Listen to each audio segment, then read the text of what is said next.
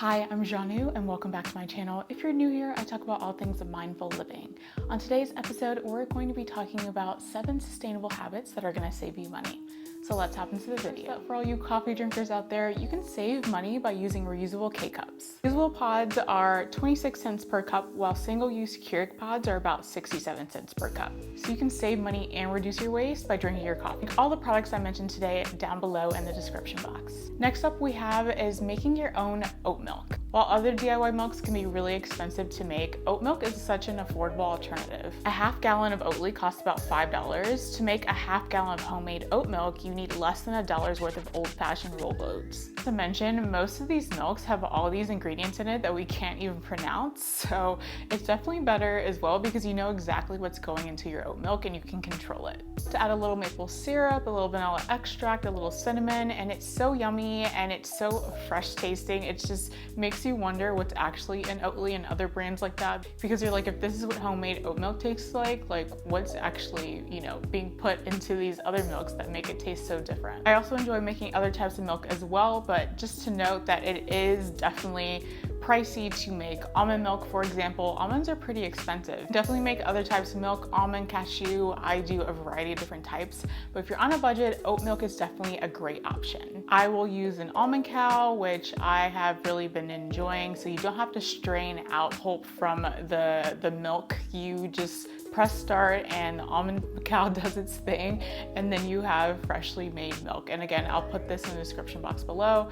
And if you're someone that doesn't want to buy almond cow, you can definitely make your own milk without that. All you have to do is take a blender, blend it up, and then strain out the oat milk. I would just recommend making sure you are using ice cold water because sometimes the oats can be a little bit slimy if you don't do that. Next up, we have washing your clothes in cold water. It costs just 4 cents per load on a cold setting versus 68 cents per load on a hot, warm water cycle. It could save you on average $250 a year if you did a load every day. Cold water is also more gentle on your clothes, which is going to help with them not shrinking and fading, which is going to make those clothes that you have last a lot longer. So again, you're not, throwing anything into the landfill because you're actually getting to keep your clothes longer than you would if you were washing them in hot water. Next up are reusable towels. I haven't used paper towels in over 3 years. This has a cost savings of about $300 to $400 per household, which is a ton of money. So I have my reusable towels that I just have a stack of them up under the sink, and then when they're dirty, I just put them in the wash and I just keep reusing them. I have so many,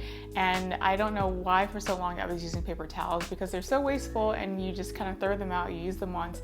And if you do use paper towels, I used to, dry my hands with them and then let them sort of air dry so I can reuse them because I'm like, it's a perfectly good towel. And if you're someone that has pets or there are certain, instances where you would want sort of a disposable towel, I would look for bamboo versus regular paper towels. Bamboo is way more sustainable. It grows a lot quicker. It takes a lot less resources to actually produce. And again, I'll put these in the description box below. I really love Real. They have them in Target.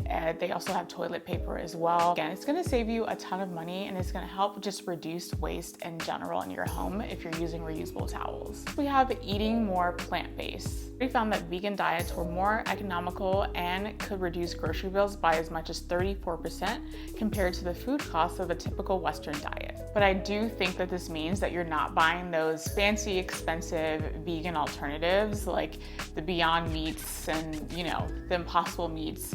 They are sometimes more expensive than actual meat. So I think it's when you're, sticking to actual fruits and vegetables is when the price tag goes way down. And honestly, it's better for your health too, because you know exactly what's in it. There's not all these sort of fillers and things, because just because something's vegan doesn't mean it's actually good for you. I'm not here to tell you how to eat or what you should be doing with your body, but I do think it's something to be aware of. If you're eating less meat and less animal products, it does help to reduce your environmental impact.